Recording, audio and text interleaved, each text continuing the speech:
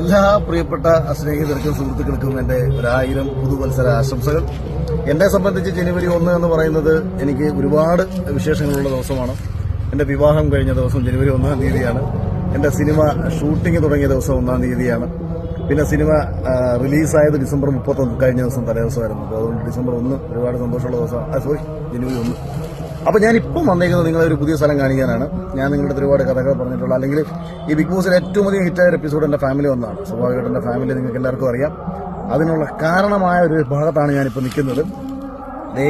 ഞാനും ഈ വീഡിയോ എടുക്കുന്ന ഹരീഷും കൂടി ഞാൻ ലക്ഷ്മിയെ ഗണപതി അമ്പലത്തിൽ വെച്ച് കണ്ടപ്പോൾ അന്ന് എനിക്ക് ലക്ഷ്മി അറിയത്തില്ലായിരുന്നു. പിന്നീട് ഞാൻ വരുന്നത് അവളുടെ വീട്ടിലേക്കാണ്. അവളുടെ അമ്മ എന്നെ വിളിച്ചിട്ട് അവളുടെ ഇഞ്ചക്കാട്ടുള്ള വീട്ടിലൊരു പ്രശ്നം പരിഹരിക്കണമെന്ന് ഞാൻ വരുന്ന ഈ വീട്ടിലേക്കാണ്. അന്നൊരു പട്ടുപാവാടയല്ല, സാധാ പാവാടയൊക്കെ എടുത്ത് ഇവിടെ എന്നെ കാത്തു നിന്ന ഒരു ലക്ഷ്മി ഉണ്ടായിരുന്നു.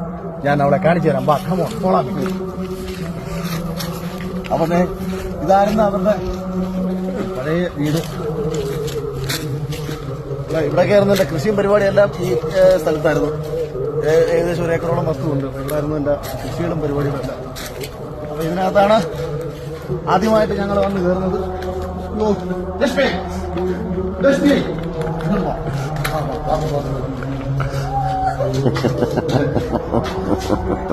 വന്ന സമയത്ത് ഒരു കൊച്ചു പാവാടയെ കൊടുക്കുന്ന ഇവിടാണ് ഞാൻ കറക്കി വളച്ചെടുത്തത്. അല്ലേ? പിന്നെ അങ്ങനെ കറക്കിയതിന്റെ പരമായിട്ടുണ്ടായതാണ് ഞാൻ നോക്കുന്നത്. കമോൺ. അപ്പൊ എടി ലക്ഷ്മി, നമ്മുടെ വെഡിങ് ആനിവേഴ്സറിയാണ്. തങ്കവും പൊന്നും അച്ഛൻ വെഡിങ് ആനിവേഴ്സറി അറിയിച്ചോ? പൊന്നും അച്ഛൻ അറിയിച്ചില്ല.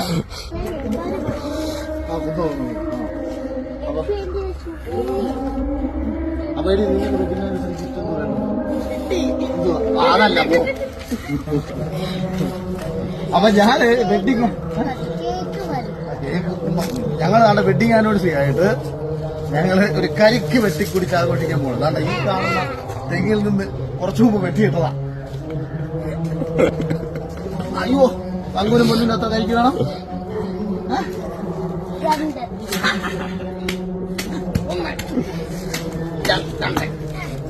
മാറിക്കോ.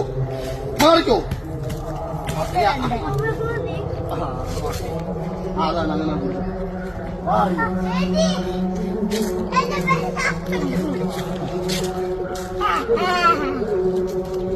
അച്ഛൻ വെഡിങ് ആനിവേഴ്സറി അയച്ചു. Thank you friends.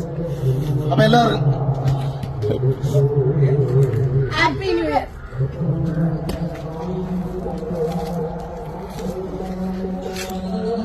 ഡിന്നറിന് വീട്ടിലായ ഇന്നത്തെ ഡിന്നർ വീട്ടിലായ